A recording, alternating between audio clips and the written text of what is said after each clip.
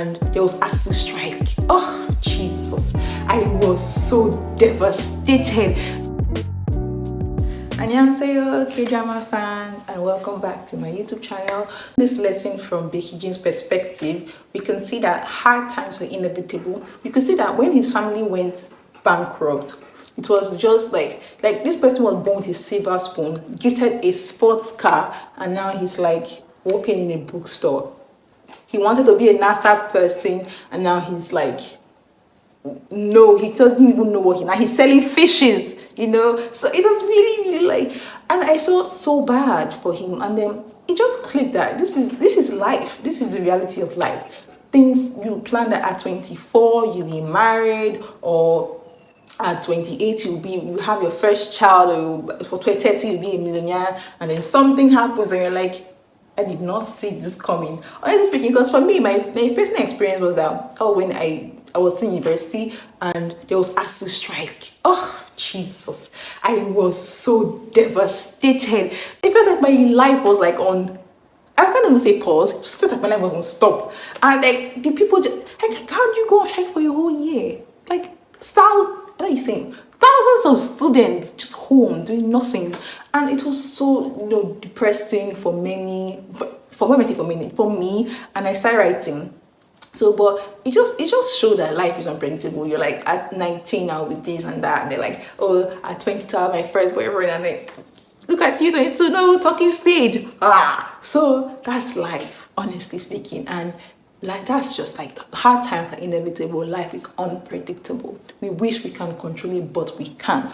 So that is just it. And that is life lesson that we all must accept. Sadly, we have to accept it. So lesson 2 is taken from Hee-do's perspective when she built her friendship with Yurim, who was her rival. Like, for me, when I was just partying, I was like, would they ever be friends? But it was so moving to see how they patched their rivalry and became best of friends. Like, it was so beautiful to watch. And it just taught me that you just have to build friendship, because when her relationship with Becky Jean ended, it was her friends that cheered her up. It was her friends that were there. So when you push your friends away, or you're not in a relationship and now you're pushing your friends away, God forbid that relationship ends, what are you gonna do? Where are you gonna start from? You need friends.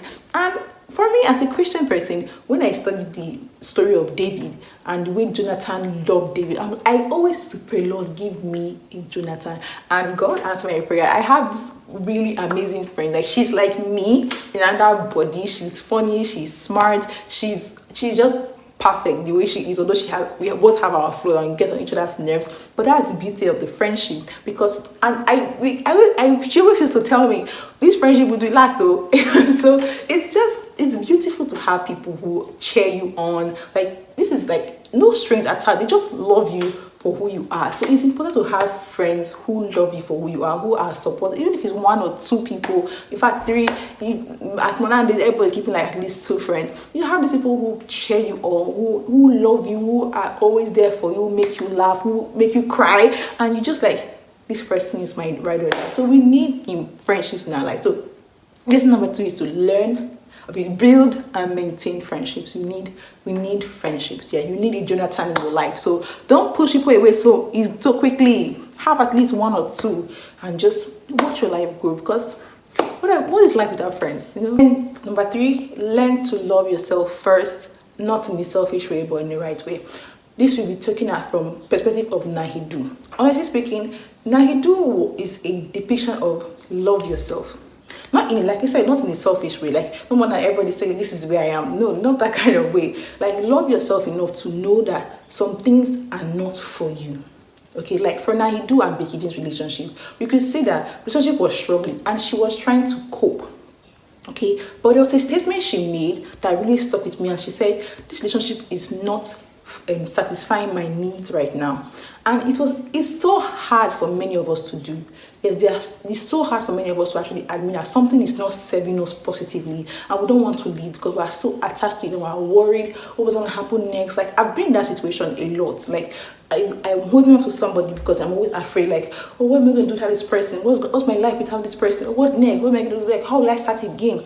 Honestly speaking, it's like we are all going through that phase, but you have to learn how to put yourself in a certain position where You know what you need, the good things that you need to get to your life. You just need to love yourself well. Not like I say, not in this kind of this is who I am, accept me. No, you need to put yourself in a situation that you sit yourself down and tell yourself, this is what I want, this is who I want, this is who I want to be, this is the kind of people I want in my life, and stick to that. And it's been that will mean to love yourself, to think about yourself and say, okay, what is good for me, my peace, my spirituality. Lesson number 4, which is very important, is follow your passion. And we take this from Na Hee-do's perspective. Na Hee-do was so passionate about fencing, honestly speaking, and like it was so admirable. Like she was like, you know what, this is what I want. Like I'm not book smart, but this is something I want to do, and I see a future in it. That's exactly what loving yourself means. Like I see a future with this thing, I'm going to pursue it.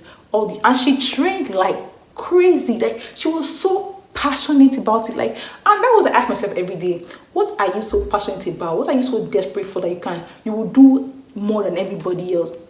Because I remember I wanted to study theater art as a child, or circumstances made me to study computer science. But I look at me right now, and now I'm talking in front of a camera. This is like a quarter of my dream, and I'm chasing it, little by little. So for me, like that part of Na Hee-do was so captivating. Like it was so beautiful to watch. I see somebody, and this was in the 90s. It may just be a movie, but it could also show in your real life. Like you may not always be the best at something, you may not always get the gold medal, but you just put in your extra effort to prove to yourself that I can do this.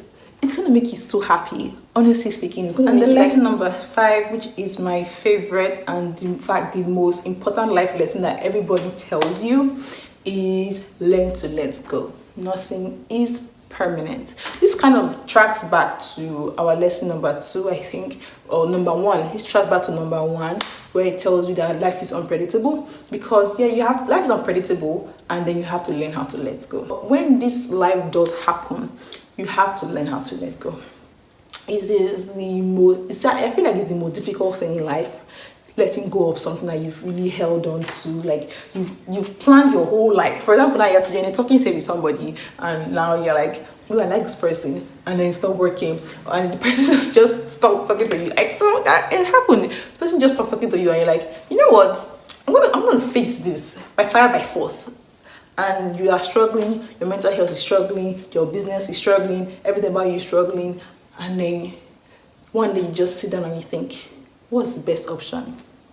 Just let go. And those are the things that you need to do to grow as a human being. You have to really learn how to let go.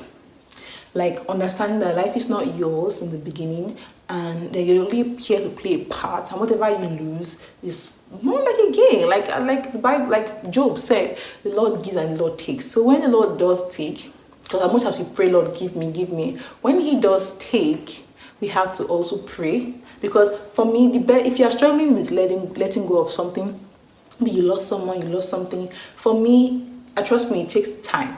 It takes time. But what I did was I prayed to God. Honestly speaking, if heaven could bring the tears that I have cried over letting go, it will be a very big drum, honestly speaking, because letting go took a lot of tears. It took a lot of, you have to sacrifice your need to actually hold back to that thing and just let God take over. Honestly speaking, learning to let go is the most important life lesson you need to learn. So the best way to put these life lessons to work is to take things one step at a time. Okay, so that's it for today, guys. If you have any of the lessons resonated with you, don't forget to comment below, and don't forget to like, share, and subscribe.